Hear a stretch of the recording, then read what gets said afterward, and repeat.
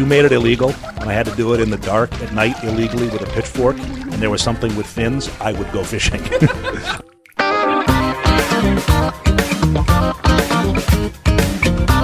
This is Bob Duchesne's Wild Maine. Maine has 97% of the remaining lake and pond brook trout in the United States.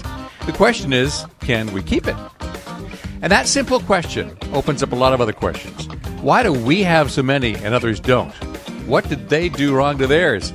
What are the threats to a fish that means millions of dollars to Maine's economy?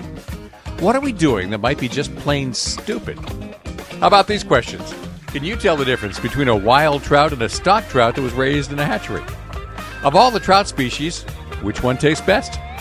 Stand by. My guest today is Jeff Reardon from Trout Unlimited, and it'll be one fish tale after another. Bob Duchesne's Wild Maine is brought to you by Hammond Lumber, Napa Auto Parts, and EBS. Jeff Reardon, welcome to the show. And if this is Maine Trout Unlimited, are there states where trout are limited? Well, there's certainly states where they're a lot more limited than they are here in Maine. So Trout Unlimited, we're an organization primarily made up of anglers. Mm-hmm. Our mission is to conserve, protect, and restore North America's cold water fish and their watersheds. Here in Maine, that means that we've done a lot of work on Atlantic salmon, a lot of work on brook trout, some work on landlocked salmon, lake trout, and increasingly we're trying to do some work on Arctic char, which are pretty rare here. I told my wife I was doing this show with you, and she says, ask him, did Trout Unlimited steal the name from Ducks Unlimited? And I said, no, that's a stupid question. And she said, ask it anyway. My understanding, this was before my time, but Ducks Unlimited is an older organization. Mm-hmm. Trout Unlimited was formed by a group of anglers who used to fish together on the Ausable River in Michigan, mm-hmm. who were members of the local Ducks Unlimited chapter and were frustrated with the way the state of Michigan was managing the river they all fished on together all the time. And they said, we need an organization that does what Ducks Unlimited does and does it for trout. And they called it Trout Unlimited, and Ducks Unlimited didn't sue us. So here we are. That was 1959. So here we are better than 50 years later, and both organizations are going along just fine. I will say there's also Trout Unlimited Canada, which has no official relationship with us whatsoever, but is a very similar organization that works on the other side of the border. So let's talk about Maine. The quotation is that we have 95 or 97% of all the brook trout habitat. It's really lakes and ponds habitat in the lower 48 or the nation. Yes, well, it's a little bit complicated, and as you know, I'm sort of a data geek about this stuff, and I get yelled at every time it's not exactly right. So bear with me for a second. Set the record straight. There was an assessment that was done of every state from Maine to Georgia and west to Ohio that looked at historically where did brook trout exist, where do we still have brook trout today. What kind of shape are they in, and what are the threats that have either caused them to be gone where they're gone or reduced where they're reduced? For reasons I don't understand, that assessment did not include the Great Lakes states. So it included Pennsylvania and New York, the eastern end of the Great Lakes, but it included Ohio, but it didn't include Michigan, Wisconsin, and Minnesota, which also have native brook trout. So I can't say anything about how Maine compares to those three states, although I think it's probably similar to how we compare to the other states. That assessment, first of all, they were only looking at streams. Mm-hmm. And they did an assessment of all the streams, and they said that Maine has more intact streams left than the rest of those other 16 states combined. And then they came to Maine, and a whole lot of us who they were interviewing said, so you're going to talk about lakes and ponds, right? And they said, brook trout exist in lakes and ponds? And we said, oh, yeah, that's what we all get excited about. And so then they did an assessment, and the number they came up with, and this was based on lake and pond watersheds that had lakes and ponds that had brook trout in them. 97% of the watersheds with brook trout, healthy brook trout populations in lakes and ponds are in Maine. Mm-hmm. And to give you a sense of that, you know from your work in the legislature, we're having all this debate this year about the heritage brook trout list. There are 561 heritage brook trout waters. Those are sort of Maine's best of the best lake and pond populations. To give you a comparison, the state of New York also has a somewhat similar heritage brook trout program, and there are 12 native brook trout lakes. And New Hampshire and Vermont are somewhere below New York. I think New Hampshire and Vermont combined might have 7 or 8. Mm-hmm. So it really is, and you know, some of that's luck. Some of that's land use history. Nobody else has forest land. We're the most forested state in the country. We have all this north woods where we've done no development. And if you look at why we've lost brook trout a lot of places, we've lost them to development, we've lost them to mining, we've lost them to exotic species. And because Maine was more remote, it was more protected from all that stuff. We were also farther north and had more lakes and ponds to begin with. You just kind of look at the map. There's a lot more lakes and ponds in Maine than there are anywhere south or west of us, unless you're going into Quebec. You ever look at a DeLorme's atlas, especially in the back page, where you see it looks like a saturated sponge? The glaciers melted not that long ago and left all those puddles still there, I swear to God. And the farther north you go, the more recently the glaciers melted, and the more lakes and ponds you see. The other interesting thing, and this is really important for brook trout, one of the things that the glaciers did is they came through and they wiped out all the fish that were here. And so what we had for fish before humans started moving them around, which started as soon as we got here, about 1600, what we had for fish in Maine were the things that could get here, that survived right on the edges of the glaciers and could get back and recolonize it. And that wasn't that long ago, so we didn't have much time for things to get here from very far away. And so that's, Maine has what the biologists would call a depauperate fish community. If you look at what we have for fish compared to a state on the Mississippi River, for example, or a state in the Great Lakes, there's all kinds of things they have that are native that we don't. Walleye, all the bass species. We have one sunfish that was native here, probably maybe two. Not very many bait fish species. And we have an awful lot of lakes and ponds that had brook trout and no other fish. And one of the things about brook trout is if they don't have competition, they do pretty well. But they're little daisies. I mean, you give them competition, and they don't do well because they're pretty fish-wise. Don't tell my members I said this, but brook trout are pretty low on the evolutionary scale for fish. So when you put them with bass or pike or muskellunge, they don't compete well. The glaciers did them a favor by wiping all that stuff out and giving them a lot of great habitat to themselves. We sometimes don't give glaciers enough credit. And the reason I bring that up is, on a trip to Newfoundland, I was surprised to find out that after the glaciers left, and here this is an island essentially, there are no moose. The moose were only introduced there later by humans again, and really only 100, 150 years ago maybe. There's no snakes, no frogs were native to the area. What, you mean it wasn't St. Patrick? No, just because the glaciers hadn't left all that long ago, and there was no opportunity to recolonize. And I think you're saying the same thing about trout. Yeah, there's a really interesting paper by a group of mostly Canadian researchers, and they looked at, and this gets very complicated, but basically, if you look at where brook trout were native, and I talked about that East Coast population, and there were brook trout down the Appalachians all the way to Georgia, and the farther south you go, the higher elevation you have to go, and basically they're in the parts they're down there. They're left at kind of the mountaintops. Right. Because that's where the glaciers left there 20,000 years ago, whereas here they left the seacoast 20,000 years ago. But when the glaciers came in, they basically pushed brook trout and other fish out.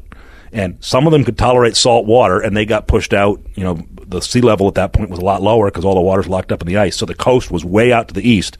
Maine got repopulated from over by Georgia's bank because that was dry land, and that was the first place there was no ice and enough water for most of the fish species. The Great Lakes got repopulated from somewhere over towards the Mississippi River. And interestingly, although they're not connected anymore, the Mississippi and the Great Lakes got recolonized at the same time when they were connected to each other when things were wetter. And so there's a huge difference. There's all kinds of things in the Great Lakes. So in the Great Lakes, you'll find brook trout, but they've co-evolved with bass and walleyes and a bunch of other things. And so the brook trout are kind of isolated in places that don't have habitat for those other fish. So when we talk about Maine having 97% of the remaining habitat, you can look at that two ways. Either we were always that good, or the other states had a lot more habitat and they just screwed it up. So how do you do the math? It's a combination of both. I wish you told me you were going to ask me that question because I would have had a table in front of me from that Eastern Brook Trout Joint Venture report. Make something up. We're not fact-checking. But if you look, we had more habitat to be. I mean, look, we're a bigger state than Rhode Island, right? Yep. So of course we got more habitat than Rhode Island does. But we're not a bigger state than Pennsylvania or New York. Again, we're farther north. We're wetter. We're colder. So we always had more, but if you look at what percentage of what we originally had that we've kept, we're also at the top of the scale. And some of that has to do with just our land use pattern. I mean, we never had, at least other than along the coast, even the rest of New England, all had farming everywhere, right? There were never farms in far western Maine. It's always been forest land, because if you go back to when some of my ancestors first got here, you couldn't go up there because the French and the Indians were going to kill you. Exactly. Or the French and Indians couldn't come there because the English and the Indians were going to kill them. And so, literally that area didn't get settled until about 100 years later than the rest of New England. And we've benefited from that, ever since. The other thing I would say is that we've been fairly lucky in some of the land use things. Pennsylvania has been devastated by coal mining. 40% of the streams in the Susquehanna watershed, 40% of the streams that used to have trout no longer do because of acid mine drainage from 150 years of coal mining. That's not an issue here. We don't have superhighways going everywhere. I mean, you look at a map of Maine, you talk about all that blue. You know what you don't see up there is any roads. And my colleagues are amazed. They look at a map of that, and I say, so this whole third of the state doesn't have a single public road in it. And they go, what do you mean there's no public roads? And I say, well, there's logging roads, but there's no paved roads anywhere in that corner of the state. And they go, that can't be. And I say, oh, yes, and it's been that way for a long time. In fact, 50 years ago, there weren't even the dirt roads. My guest is Jeff Reardon from Trout Unlimited, and we're talking trout today, Maine's iconic fish. You can fish for bass in Maine, but you can fish for it elsewhere too, just about everywhere. But if you want to fish for brook trout in the United States, you've got to come visit us here. Bring your money. Or you can go to Canada. When we return, I'll want to know just how far north brook trout go. This is Bob Duchesne's Wild Maine on Sports Radio 92.9, The Ticket.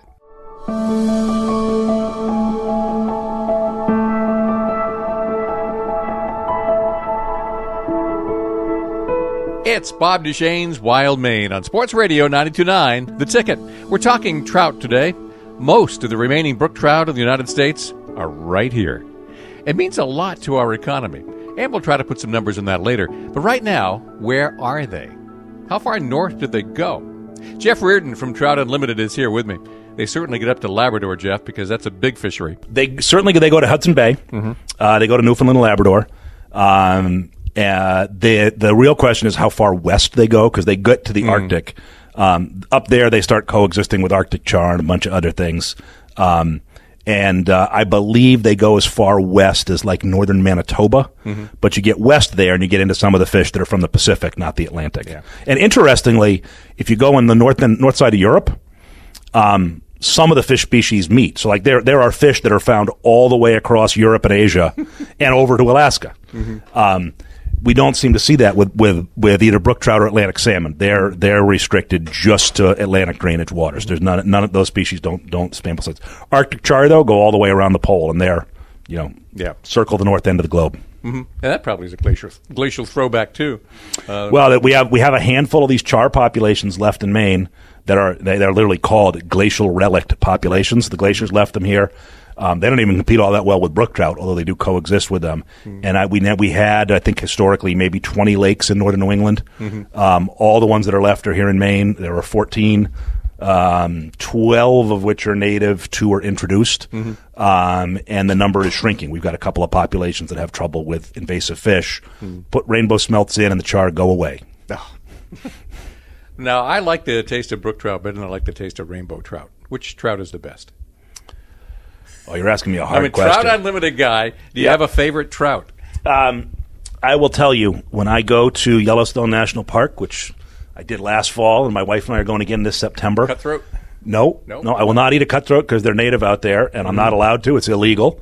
But the park encourages you to kill every brook trout you catch because they don't belong out there. Like in places here in Maine, we encourage people to kill every bass they catch. And I'm going to tell you, those Yellowstone brook trout, when you catch them, are just absolutely delicious.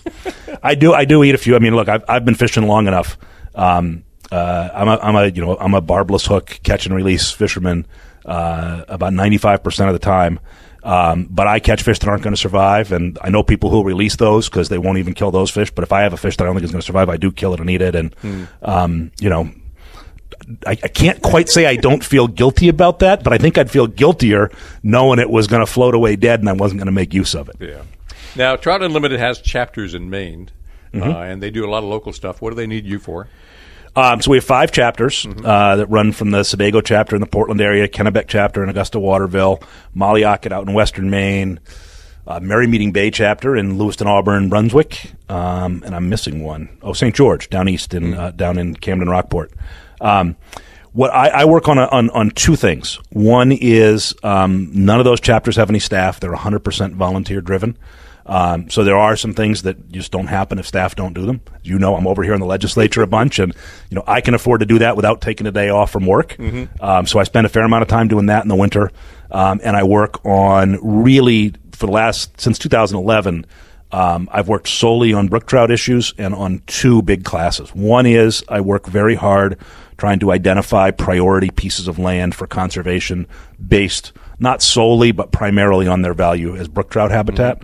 So we completed about an 8,000 acre purchase with the state of Maine of the Cold Stream, essentially the whole watershed last year. There's a couple of tributaries I'd like to add someday, but we were able to complete that project and protect what is probably it's kind of amazing. It's one of the most pristine. There's not a single non-native fish in that watershed. Really? And it is how many acres? 8,000? 8,200 acres. Not a single. And, well, when you get to the Kennebec, at the very bottom of it, the Kennebec main stem has smallmouth bass and some other non-native species. But Cold Stream is cold. And about the one thing, I once asked a fisheries biologist, Dave Bushy, who died about a year ago. I once said to Dave, when we were dealing with bass that had invaded the Rapid River about 15 years ago, I said, what might stop them? Like if I'm trying to think outside the box, what kind of engineering project? I said, what could we do? He goes, well, if we could find a way to chill the river so it never got much above 55 degrees, we probably would never see any bass in it. And I said, that sounds kind of expensive and energy intensive. So we'll work on not having them get places. But once they've gotten themselves established, if the water gets much up into the 60s in the summertime, the bass are going to do pretty well. Cold Stream stays in the high 50s, low 60s, and it's got some impassable waterfalls. So there's that project. There are several others that I'm working on with the landowners, and I hope at some point in the relatively near future we'll be able to talk about them publicly. To do that, we're going to have the Land for Maine Futures program continue to exist, which I think we will. And also there are some federal matching funds from some federal programs that Maine has not applied for in several years. And that really is the recipe for these large forest land tracts, whether you're doing it for the Appalachian Trail or brook trout or moose or, sugar maples. That match of state and federal funding sources. And as with brook trout, you can do things in Maine you can't do in any other state. I mean, there is no place else in the lower 48 where you can buy 8,000 acres for less than $8 million. It's remarkable when you think about the resource values that are up there. Yeah. And the other remarkable thing about that is I can't tell you how many people I have talked to who have been using that land, 3-4 generations of their family.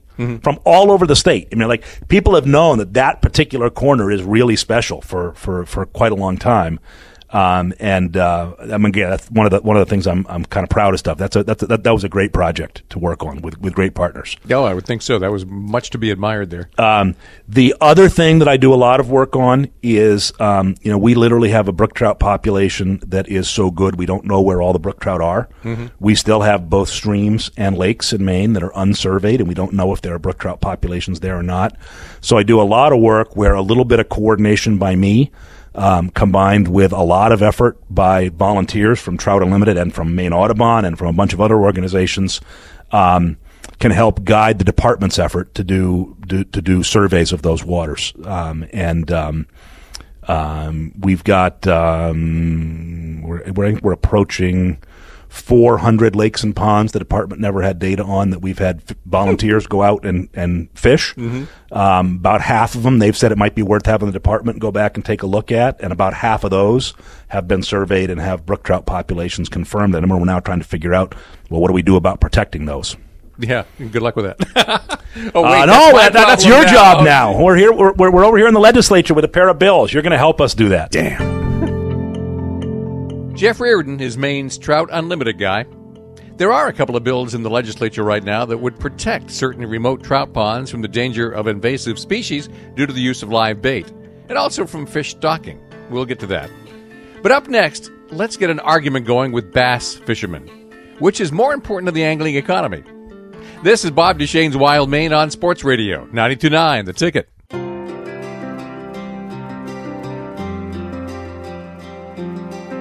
This is Bob Duchesne's Wild Maine. Saturday mornings at 9, Sunday mornings at 8 on Sports Radio 92.9 The Ticket.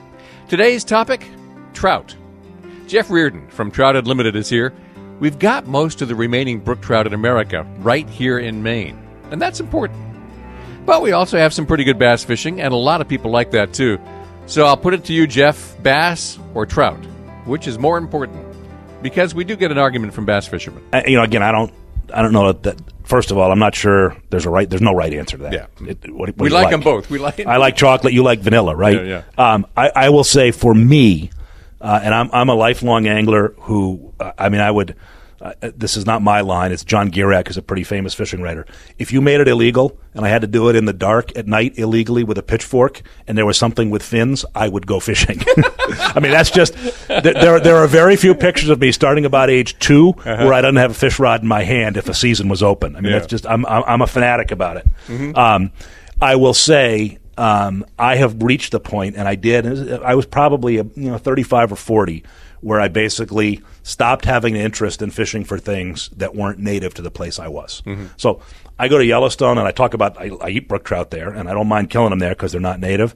I wouldn't fish for them on purpose. The reason I was fishing for brook trout was because my wife wanted to take pictures of the buffalo, and there happened to be brook trout there. And I had to kill some time while she was taking buffalo pictures till we could go to some place where the native cutthroats were. So. Yeah.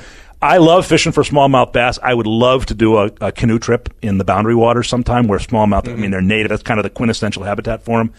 Maine is that for brook trout. And we are, kind of if you want the emblematic habitat for brook trout, what we have, those lakes and ponds and some of the bigger rivers in northern Maine are really unique. The other thing that come August, I live in Manchester, Maine. Manchester is the brook trout desert of the state. Right. It really is. There are 2 streams. I fished them a couple times in the spring, and after that, the water's too warm, and the trout are holed up in the spring holes, and I figure I better leave them alone. Mm-hmm. But I'll fish for bass for an hour after supper, but I wouldn't pay to do it. I wouldn't drive to do it. There are people who feel the other way. Yep. I see what people have for a bass boat. Yeah, I don't have boats like that. That costs more than my house. I've got a flotilla of canoes, kayaks, and rowboats. I will say I was once, we did an outreach meeting when we were working on the Cold Stream project. I did a presentation to the Forks Fish and Game Club. And I think the local snowmobile club co-hosted us, and we gave this presentation, and 40 or 50 people came, and Dave Trahan from SAM, who was one of our partners, and Sportsman's Alliance of Maine, and Deano Circo, who was then working for Trust for Public Land, one of our partners. The 3 of us gave a presentation, and we told people what we were up to because we wanted to make sure there was actually local public support before we asked for public money. And at the end of the meeting, one of the guys got up and he said, "So, I just moved up here from New Jersey, and I want to know, how come I've got to drive all the way over to Indian Pond to go bass fishing? Couldn't we have some right here in Jackman?" And I didn't think he was going out of the room. I thought people were going to lynch him. I really did.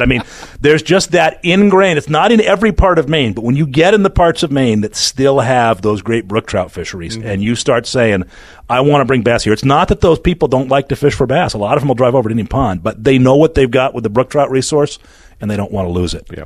I'll just give you another metric that I think measures that, and the department may have some data on this. I look at what a sporting camp on one of the state's best bass lakes can charge, and what a sporting camp on one of the state's best brook trout lakes will charge. And I will tell you, it's higher for brook trout, and if they're wild brook trout, it's higher than stock brook trout. And you have a bunch of the lodge owners will absolutely agree with that. Not that you can't run a lodge on bass or stock trout, but if you've got a high-quality lodge with a great wild fishery, that's a selling point, and they all market it. You look at their marketing, that's what they're trying to sell their clients. Trout seems to be the aquatic canary in the coal mine, mostly because they are cold water fish, and they need relatively clean water. So trout seems to come up a lot anytime we talk about natural resource debates. And a lot of our natural resource protection laws, like shoreland zoning, site law, the Natural Resources Protection Act, even fish passage with culvert bonds, often comes down to a conversation about trout. Well, a couple things. First of all, they're gorgeous. Look at the things, right? They're absolutely beautiful. Would you rather have that or a frog or a salamander on the cover of your presentation? Look at them. Yeah. But of course, I'm a partisan.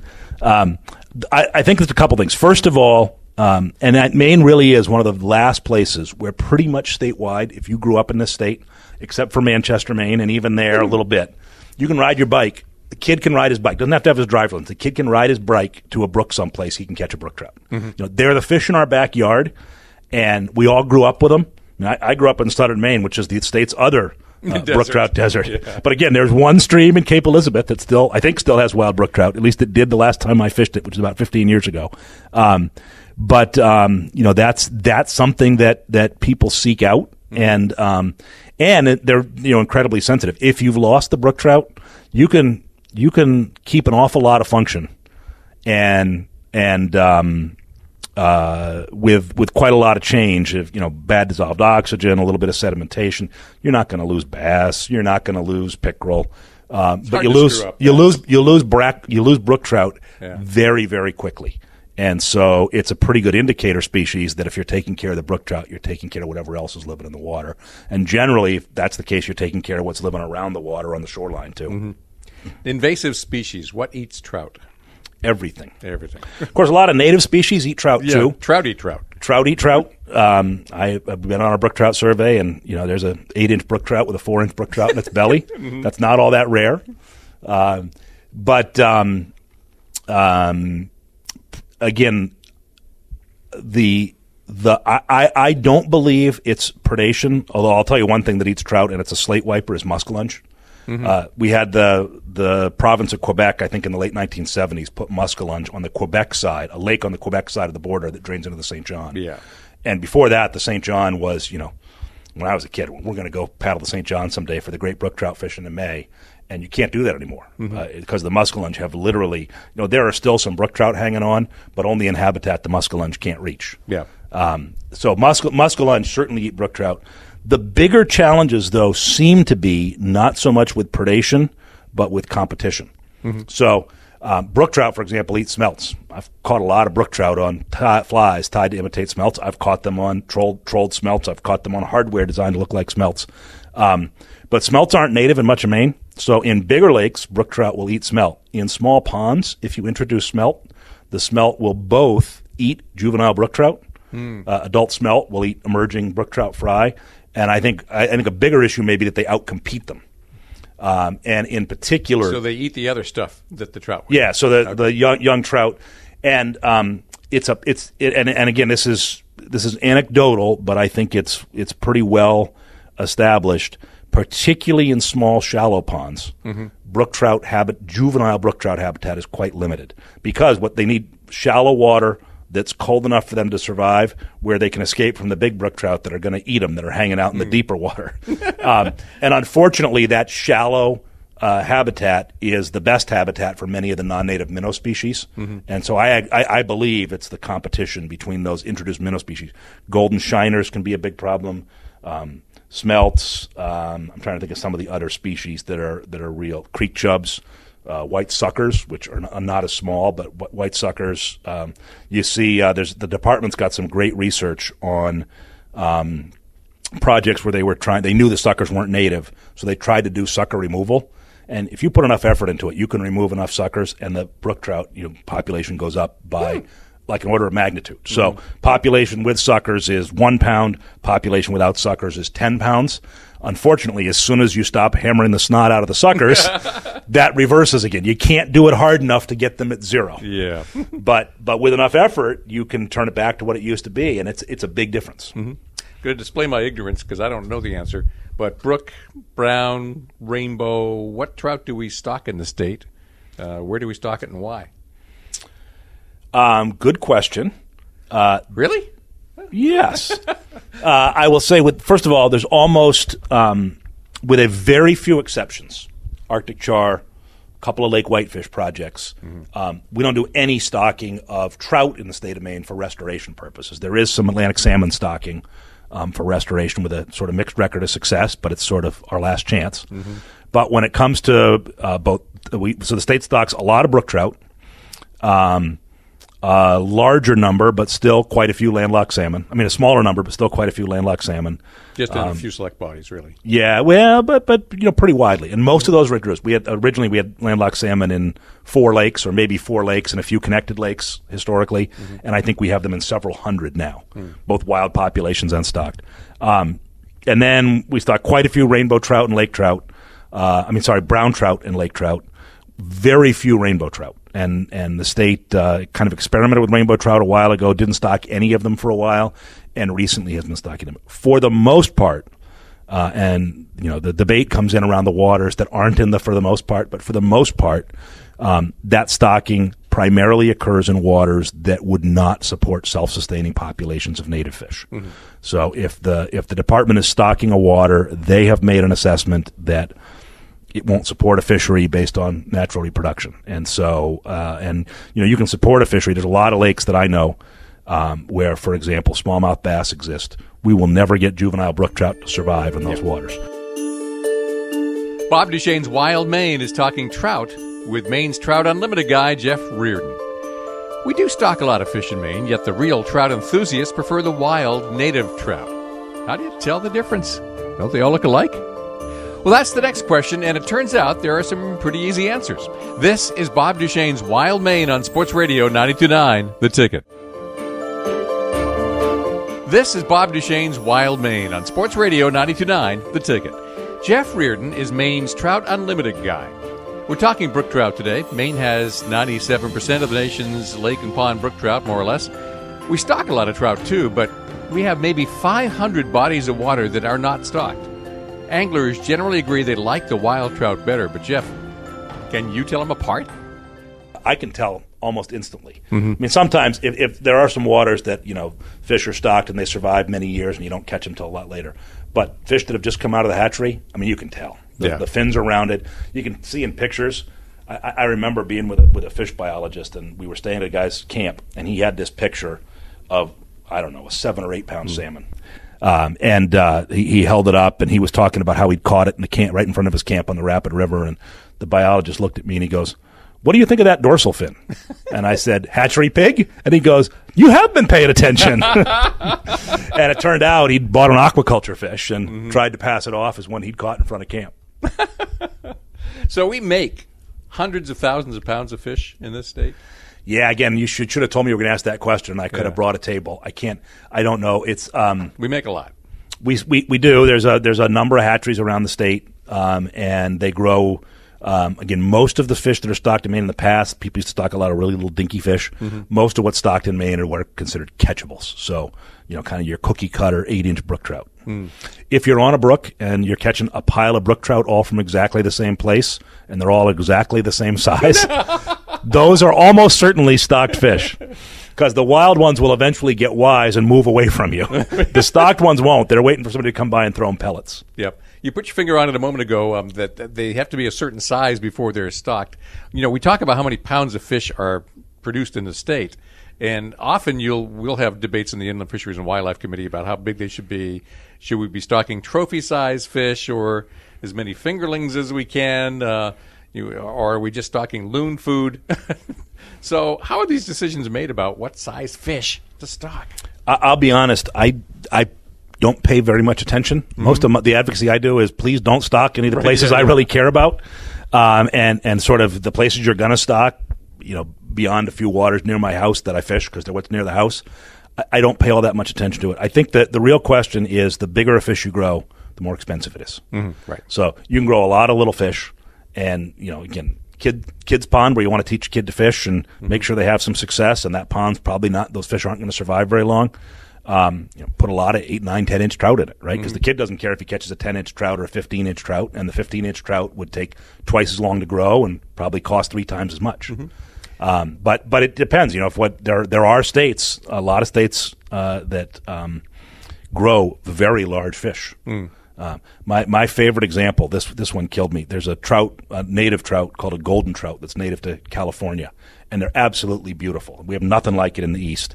I'd never seen one before, so I soon after I got out of college, I was on a spring trip in West Virginia, and the guy at the tackle shop said, they stock golden trout, and I can't remember what the name of the creek was, but somewhere in Monongahela National Forest. They stock golden trout. You really ought to try to get one, because you won't see those in Maine. And I said, okay, cool. I'll check it out. It turns out that what they had was not the native golden trout, which is this beautiful, multicolored relative of a rainbow. It was a hatchery mutation that is the color of a farm pond goldfish. And the reason that West Virginia, and there's a couple other states that use them too, they get called white trout, golden trout. The idea is that they're very visible. Mm-hmm. So you stock a bunch of hatchery rainbow trout, they still have colors like wild trout do, and they're kind of hard to see. You throw in 3 golden trout with the 50 rainbow trout you stocked, people can come over and go like this, look over the culvert. Oh, yep, stocking truck's been here, and they know they're there, and I want to get one of them big golden ones. And they're growing and stocking fish that are 3 or 4 pounds. But again, that's in a state that doesn't have much of a wild fish resource. I think it's very different if you look at what a Connecticut or New Jersey or a West Virginia does compared to what a state like Maine can and should do. Well, let's get to the nub of what we were talking about before, and that's heritage fish waters. We stock a lot, but we also have places we shouldn't stock, and now we're going to argue about it. I thought you were on my side. Well, now we as a collective... Yes, we collectively have been arguing about this for quite a long time. And, we humans put unreasonable demands on natural resources, and we want everything, and we want it now. And we want to have our cake and eat it too. And when it comes to natural resource management, whether it's fish or wildlife, you got to make some hard choices, and you got to decide, is our priority the most fish for the most people? Is it protein for people to take home with them? Is it managing a native species? How do we strike that balance? Because probably it's some of all of that in different places. Maine's got this very unique resource. We talk about, 97% of the lakes and ponds. I like to even go a step beyond that, and I don't know how we would capture this. I don't think you could do it legislatively, but we've got entire watersheds where all of the water, like Cold Stream watershed, all of the water in that watershed has brook trout in it. Every lake and pond that's been surveyed has brook trout. Every inch of stream has, trickles that dry up in the summer, they got brook trout in them right now. I don't know where the brook trout migrate to when they dry up in the summer, but you go up in late May, as soon as the ice goes out, you can catch them at every culvert under the road, literally. And, that's unique, and it's something that almost nobody else has. Where we have that, we really shouldn't be stocking on top of it, because what are we going to add? I fish a part of the state that shall remain nameless, but I've been fishing it the first week of June every year since I was about 10 years old, and so I know it very, very well. It's a very pristine watershed, all conservation land owned by the state of Maine, there are, I can't remember, 23, 24 wild brook trout lakes and a great stream that runs down through all of them. In the middle of that, there are 2 waters that the state of Maine is stocking trout in that would probably, if they weren't stocking them, either be fishless or have very low populations of fish such that nobody would ever choose to fish them. And I sort of look at that and I go, how much are we spending to stock these 2 places by airplane, because you can't drive to them? And what do you get? You're surrounded by wild trout ponds. What do we get out of stocking, 100 trout apiece into 2 additional ponds? So there's 25 trout ponds instead of 23 in the township. And I think the real question to ask is, what impact does that stocking have elsewhere? Are those ponds totally isolated? Then the answer is probably none, and it's just a question of, can you afford it? But if those stocked fish can leak out of that pond that's being stocked and go downstream or swim upstream into waters where they're going to interbreed, the fish that have been in the hatchery for 10 generations do not have the same genetics as the fish that have been in such and such pond, I promise not to name it, since the glaciers receded 10,000 years ago. Trout is on the table for today's show, and Jeff Reardon is my guest. Jeff is Maine's Trout Unlimited guy. Well, here's another problem. Maine has a pretty complicated rule book already. It's proof that we are very careful to manage our fisheries so that we don't damage them by doing the wrong thing in the wrong place. But the more careful we are, the bigger the rule book gets. As we continue to investigate new trout waters, this rule book can get even more complicated. What might we do about it? Well, that's next, plus Arctic char. This is Bob Duchesne's Wild Maine on Sports Radio 92.9, The Ticket. Welcome back to Bob Duchesne's Wild Maine on Sports Radio 92.9, The Ticket. Jeff Reardon from Trout Unlimited is here. We're trying to figure out where you can stock trout and where you shouldn't, and where you can use live bait and where you shouldn't. So you've read all that package I've been sending you the last few weeks? Of course not. I just listen to you too much. But yeah, that's my point. We have a very complicated system for what you can do where. And a lot of that has to do with protecting the resource. But we protect it in so many different ways, in so many different places. Yeah, I think, and again, I think some of this goes back to, kind of a management philosophy that started, more than 50 years ago. Maine has always had, and on the fishery side, not that we don't have protective regulations, because we do. That's why we have such a long, complicated rule book.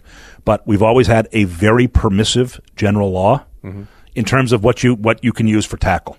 and lots of restrictions for places where we say general law is not good enough. And if you look at some of the other states with resources like Maine's, so if you look at Montana, Wyoming, Utah, not Colorado, they're not so good, but a lot of the western states, some of the Great Lakes states, even New Hampshire and Vermont, their general law, particularly at least on trout waters, is much more restrictive.